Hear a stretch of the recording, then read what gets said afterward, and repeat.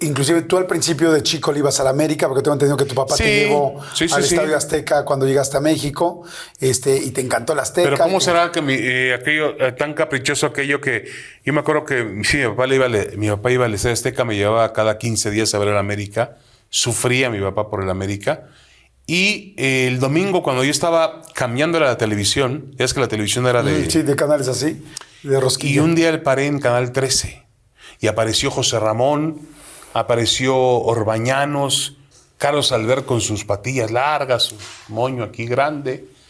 Y me acuerdo el grito de mi papá: ¡cámbiale a esos amargados! Digo, ¿pero por qué, papá? Siempre se la pasan hablando mal de la América. Está bien, papá. Mi padre no alcanzó a verme trabajar con los amargados. Te convertiste en uno de esos amargados. De acuerdo, de acuerdo. Eras el cuarto. De acuerdo, mi padre, por fortuna... No, por fortuna no. Pero jamás llegó a verme trabajar con ellos. No sé qué hubiera pensado.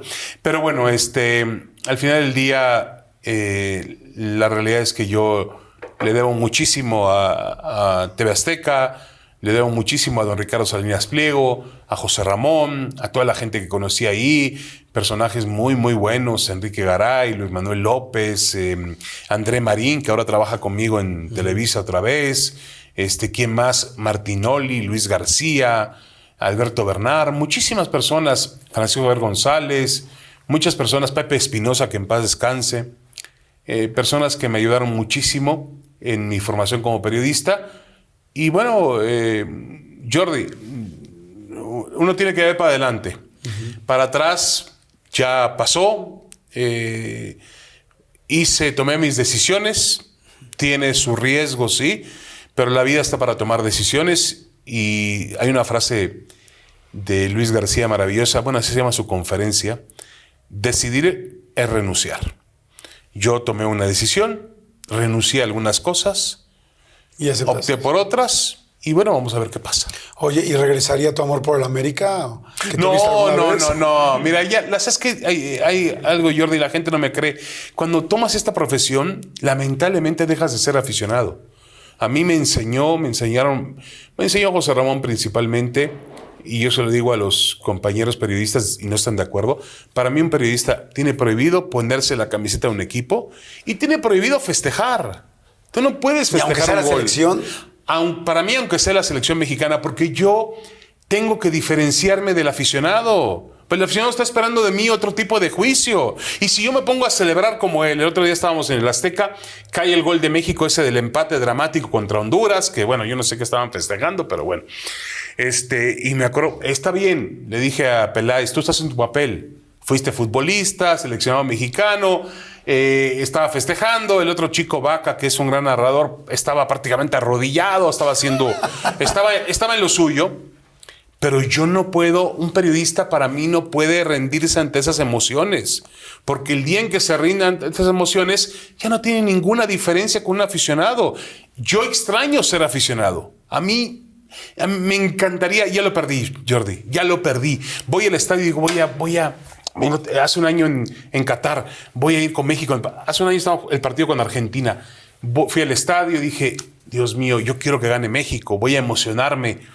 Estaba en un lugar de la tribuna donde no había muchos mexicanos, entonces yo tenía oportunidad de explayarme ¿Estabas transmitiendo? No. Estabas en ESPN, acuérdate que no teníamos derechos. Sí. Hacíamos el programa desde un punto y nos daban boletos como aficionado para ver los partidos. Entonces, y lo intenté, ya no puedo. Perdí, y me duele mucho decirlo, perdí esa esencia del aficionado de emocionarse. Y es una pena, ¿no? Es una pena porque yo los veo con envidia, veo cómo lloran, cómo les sudan las manos, cómo le reclaman al árbitro. Y yo era así, y ahora no puedo serlo. Me mencionas mucho a tu papá, ¿no? Debe haber sido fuerte que no viera esta siguiente parte de la carrera, ¿no? Porque se vio el primer artículo, ¿no? O bueno, esa nota que salió en el periódico. Esa entrevista. ¿Ha costado mucho trabajo pensar en que no ha estado al lado? Sí, obviamente fue difícil para mí porque mi hermana, la mayor, se fue a Israel. Y obviamente al morir mi padre, yo me convertí como en el padre de la familia. Tenía todavía mi papá sobre la camilla, lo iban a operar, y todavía me dijo en el hospital inglés aquí de observatorio, me dice, ahí te encargo mucho a tu hermana, a la más chica. Yo creo que él ya sabía porque esa noche falleció, o ya se había rendido, se había cansado, que había pasado mucho tiempo en el hospital.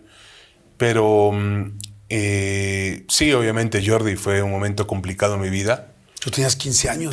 Tenía 15 años. Mi papá tenía un negocio, una lavandería, tintorería. Y mi mamá me dice, hazte cargo del negocio. Y le dije, yo trabajaba en el Heraldo, ganaba muy poco. Y yo le dije, no, lo mío no es esto, yo voy por otro camino. Y mi mamá se quedó con el negocio, mi mamá no es buena para los negocios, en 3 meses se acabó el negocio.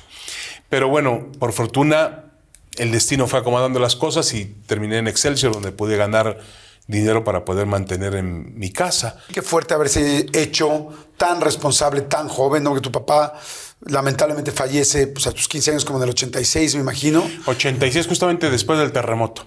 No, un 6 de septiembre el terremoto... No, el terremoto fue en 85. Mi papá falleció un 6 de septiembre del 86. ¿Qué es de todo lo que... Afortunadamente tu mamá sigue con vida, pero ¿qué es lo que más extrañas de tu papá? Porque me lo has dicho muchas veces. ¿Qué es lo que más extrañas de su forma de ser, de los momentos que pasaban juntos? Bueno, su protección, indudablemente. Yo me sentía muy protegido, era a sus brazos o a su hombro. Para él fue muy especial porque fue el varón, realmente era la felicidad de mis padres, de mi padre.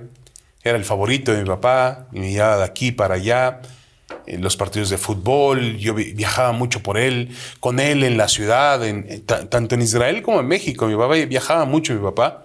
Y yo saqué lo viajero de él, por cierto, yo viajo también mucho. Pero yo creo que esa capacidad de protegerme, que bueno, tienes que aprender a abrirte camino en la vida. Y bueno, también a imponerse. Hay mucha gente, Jordi, que se impone a cosas mucho más complicadas de lo que me impuse yo.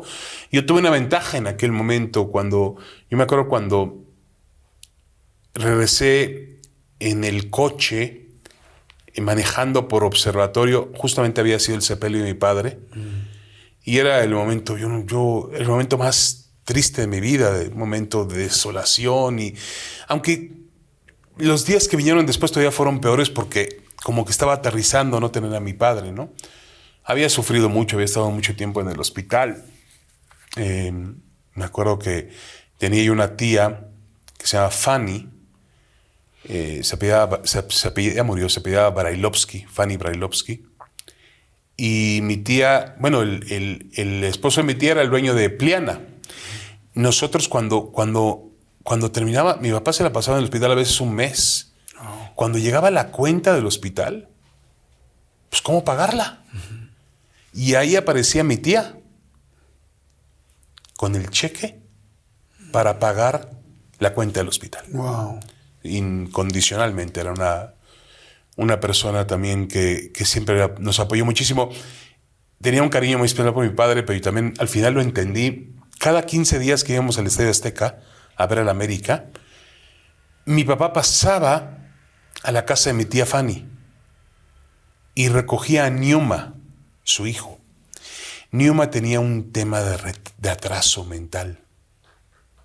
Mi papá lo ponía ya no veía a Niuma, lo poníamos en el coche conmigo, era su primo de su edad, lo ponía en el coche conmigo, lo llevábamos al Estadio Azteca y no veía el partido. Mi papá le ponía un radio para que escuchara el juego y se emocionara, la narración, y se emocionara. Entonces, yo no entendí. Después me entendí por qué mi tía era tan incondicional con tu padre. Incondicional con nosotros, porque llegaba y pagaba unas cuentones. Tú sabes que lo que vale estar en terapia intensiva en un hospital un mes en este país.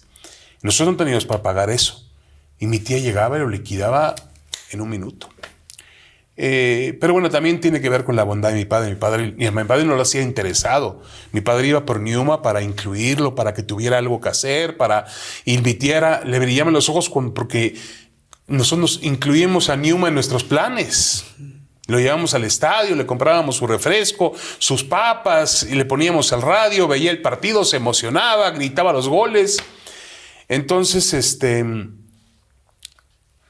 también extraño mucho esa bondad de mi padre. Porque mi padre tenía una nobleza, un corazón realmente maravilloso. Pues me da mucho gusto oírte, conocerte un poco más, hablar contigo, escuchar la historia de tu familia, porque ahorita que hablas tanto de tu mamá, de tu papá, también veo que hablas mucho de tus hijas y eso me hace ver que eres un papá muy presente, que eres un papá, me dijiste ahorita que de las cosas que más extrañas de tu padre es esa protección y siento que en todo momento tú le das esa protección a tus 3 hijas, como que has hablado todo el tiempo de ellas. Sí, mis hijas, estoy muy orgulloso de ellas. Yo les dije, a ver muchachas, yo no les voy a dejar un quinto. Lo único que les voy a dar es una carrera universitaria para que ustedes puedan defenderse en la vida. Yo se las voy a pagar, no desaprovechen esta oportunidad. Y las 3 lo entendieron. La primera, Michelle, le costó muchísimo trabajo, pero fue a la universidad. Llegar a la universidad en Estados Unidos, todo el mundo cree que son como las películas. No son como las películas. Llega uno, el primer día mi hija lloraba porque le tocaba en un dormitorio una compañera de China, pues que no tenía las mismas modales, la misma higiene, el baño lo compartían 20 alumnos y costaba muy cara esa universidad. Pero lo sacó adelante su carrera y lo hizo muy bien y ahora ha conseguido un trabajo diferente a lo que estudió. El tema del cine, a ella le costó un poco más de trabajo encontrar su vocación. La segunda, Natania, también es una niña maravillosa, muy inteligente. Estudió en la Universidad de Berkeley. Berkeley es una universidad pública, pero del nivel Harvard, del nivel Stanford, del nivel Yale. Es una universidad realmente muy prestigiosa. En Estados Unidos no es que yo quiera entrar a la universidad, es que la universidad te acepte. Exacto. Y a Natania la aceptaron de acuerdo con el estudio que le hicieron en la preparatoria, en la high school. Fue ahí, estudió 2 majors, uno en media, en periodismo, y otro en ciencias políticas.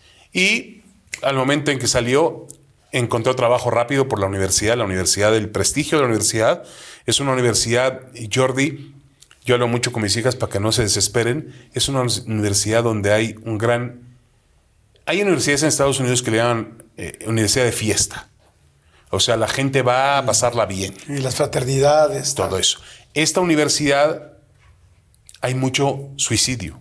Es muy competitiva. No es tiene su ventaja. Cuando sales graduado de ahí, el trabajo lo tienes asegurado. Y así fue con Natania. Salió de ahí y la agarró Fox News. Y ahí la tiene y no la va a soltar, y ya le dio la planta y la quiere. Ella le ofrecieron ir a cuadro, ella no quiso. Ella está en mesa de asignaciones y es una productora maravillosa y hace su trabajo muy bien. Y la tercera, Dafne, es la más pequeña, jugaba waterpolo. La más pequeña mide 1,90 m y pico. Una chica muy alta físicamente. Y ella jugaba waterpolo, jugaba muy bien.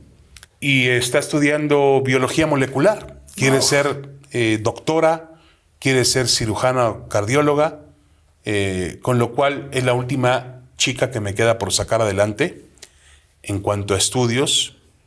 Y bueno, parece que va a estudiar durante 8 o 10 años, los años que se estudia para ser médico. Wow.